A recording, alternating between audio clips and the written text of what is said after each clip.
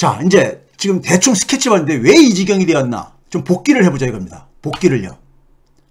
자, 경제 지표로 지난해가 어떻게 진행됐는가를 사건의 진행을 우리가 간단하게 봐봅시다요. 아까 앞에서도 얘기했듯이 경제 지표가 가장 먼저 나빠지기 시작한 게 뭐냐면요. 수출이 하락하기 시작합니다. 수출이. 2022년 5월 달까지는요. 수출액이 1년 전에 비해서 두 자릿수 18%나 증가했었습니다. 근데 5월 달에 갑자기 5.3% 쫙 추락을 해요. 너무 많이 추락하잖아요. 그리고 10월부터는 마이너스로 들어갑니다. 이게 왜 그런 거예요? 한미 정상 회담하면서 제가 그 당시 얘기했잖아요. 우리 경제를 미국 안보의 하위 개념으로 편입시켰다. 그냥 저기 이 뒤에서 보여드리겠지만은 문재인 정부에서 했던 그 전년도에 바로 앞 1년 전에 한미 정상회담 했잖아요. 문재인 대통령하고 저기 바이든 정부고 그 정상회담한 걸 그냥 계승하면 되는데 괜히 또 해가지고 나라를 엉망으로 만들어 놓은 거예요. 그러고 나서 6월 초에 나토에 참석하러 가잖아요. 거기서 반러 탈중국 선언하잖아요. 예? 그 결과가 최근에 보여드렸지만은 러시아 수출에 있어서 가장 타격을 많이 본 나라 중에 하나로, 예? 일본보다 더 타격을 보고, 심지어 그러니까 적대적인 관계 국가인 폴란드보다 더 많이 떨어진 이런 일을 보여줬잖아요. 예? 이러한 이 수출 증가율이 급격하게 하락한 건 바로 어디에 있어요? 6월부터 중국 수출 증가율이 마이너스로 떨어진다고요. 거기다가 이제 8월 달부터 반도체가 마이너스로 이제 떨어지게 되죠. 예? 바로 이어서 이제 이게 진행되는 거잖아요. 수출이 그러니까 표면적으로는 수출이 그러니까는 경제에 그러니까는 하나의 먹구름을 끼우기 시작하는 하나의 스타트를 끊기 시작합니다. 근데 그 당시에 추경을 하던가 정부에서 뭐라 했습니까? 대외환경 탓 이렇게 얘기했었어요. 근데 다른 나라들은 안 그랬었거든요. 문제는 두 번째 2021년 하반기부터 이제 그러니까 뭐냐면 유가가 상승하기 시작합니다. 가스비도 마찬가지로 가스도 상승하고요. 최근에는 굉장히 많이 떨어졌죠. 근데 우크라이나 전쟁 이후엔 폭등하게 되죠. 그러다 보니까 유가가 올라가다 보니까 이제 한전이 그러니까 뭐냐면 비용이 증가하니까 채권을 발행을 합니다. 채권을 발행하기 시작했었어요. 2021년 7월 달부터요. 그리고 작년에는 그러니까 그 발행액이 더 규모가 커졌고요. 그 계속 한전채가 발행되다 보니까는 회사채, 일반 기업들의 회사채가 발행하기 어려워지게 되죠. 거기다가 6월 달부터는 부동산 가격이 하락기로 전환하기 시작합니다. 본격적으로요. 당연히 그러다 보니까 PF 대출 사업의 리스크가 고조되었죠. 여기에 근데 이런 상황 속에서 금융감독원은 뭐냐면 아무 문제 없다고 이래 했었어요. 7월 초까지요. 예? 점검해봤더니 아무 문제 없다. 이러고 있었다고요. 예? 근데 여기에 9월 28일에 김진태가 폭탄을 투하하잖아요. 10월 달에는 흥국생명의 자살골 사태가 터지고요. 그 결과 신용위기로 번졌잖아요. 이게 왜 생긴 겁니까? 국정 업무 인수인계를 외면하고 이미 2월 달에 문재인 정부 마지막 금융감독원에서 업무를 보고하면서 다 이 예상해가지고 이거를 관리해야 된다는데 이걸 업무를 인수인계를 안 했잖아요. 안 하고 김진태라든가 추경호는 그러니까 공공기관 자산들 다 매각하겠다는 이런 탐욕적인 이런 짓들을 벌이면서 이 결과가 나온 거 아닙니까? 그러면서 뭐냐면 시장금리가 폭등하게 되죠. 아주 그냥 기형적으로 폭등하게 한 거죠. 이게 정책 실패의 결과잖아요. 정책 실패의 결과예요. 이걸로 가게가 그러니까 엄청나게 고통에 쌓이게 되고 중소기업들이 엄청나게 그러니까 고통에 쌓이게 되는 거잖아요. 그러니까 그 나라 경제 주체들이 맨날 자유시장 얘기하면서 그 나라 경제 주체들이 소비자나 기업들이 제대로 경제활동을 못하게 방해를 한 거야. 부담을 주고. 자, 그 다음에요. 이거 봐보세요. 실제로 보게 되면은 중국과 반도체가 같이 움직이잖아요. 같이 움직이잖아요. 러시아 수출 이거 보여드렸었죠. 한국이 왜 그러니까 러시아 수출에서 가장 타격을 많이 입은 나라가 돼야 되느냐고요. 이거 봐보세요. 금융감독원이 2022년 2월 14일입니다. 14일날 보고했을 때 금리 환율 등의 변동성이 확대될 경우 부동산 등 자산시장에 충격이 오고 대내외 자금 조달 여건이 악화되고 취약차저, 소위 말해서 영끌족 같은 취약차저들이 부실화가 우려할 수 있는 이런 보고를 했어요. 했다고. 예? 근데 이거를 업무 인수인계를 안 한 거 아닙니까? 안 하고 나서 7월 달까지 아무 문제 없다고 현장 조사해 봤더니 아무 문제 없다고 이따위 소리를 하고 안 됐다가 9월 달에 김지태가 폭탄 터지면서 완전히 신용위기로 전개된 거 아닙니까? 세 번째는 뭐냐면요. 그런 상황 속에서 금리가 이제 그러니까 연준이 금리를 인상하기 시작했죠. 작년 3월 달부터요. 예?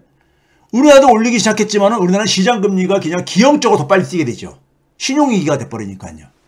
거기다 물가도 폭등하게 되죠. 제대로 우리가 금리 정책도 못 피니까요. 가계는 가처분 소득이 줄어들고 실질 소득이 줄어들면서 민간 소비가 위축되죠. 그래서 3분기 이후부터 민간 소비가 마이너스로 줄어든 거예요. 마이너스로. 예? 여기에다가 1월 달에 이제 난방비 폭탄을 투하한 거죠. 난방비 폭탄. 그다음 전기료 폭탄 투하한 거 아닙니까? 예? 그러니까 경제가 이렇게 된 것은 완전히 이건 인재라고요. 인재. 윤석열 정부의 인재잖아요. 지금까지 쭉 봐보세요. 제가 작년에 진행됐던 거를 보게 되면요. 예?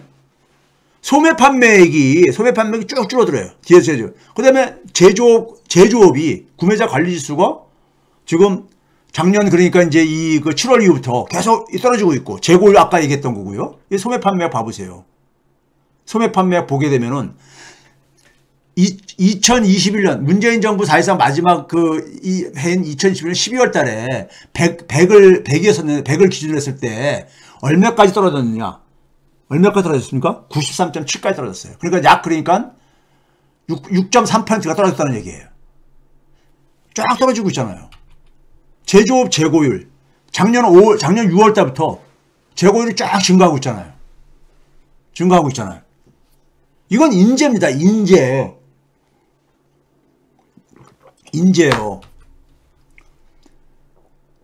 재고율 수준이요. 아까도 앞에서도 얘기했지만은 이 120이라는 것은요. 외환위기 전에도 이런 상태가 거의 없었어요. 외환위기 직전인 1997년에도요. 외환위기 터지고 나서 120이 좀 넘어갑니다. 한 7개월 동안. 외환위기 터지고 난 다음에 경제가 완전히 붕괴됐었잖아요. 근데 외환위기 터지기 전에도 97년도에도 1월 달만 120이 넘었을 뿐이지 다 120 미쳤었어요. 근데 지금 이미 그러니까 120을 지금 찍었어요. 네? 찍었어요.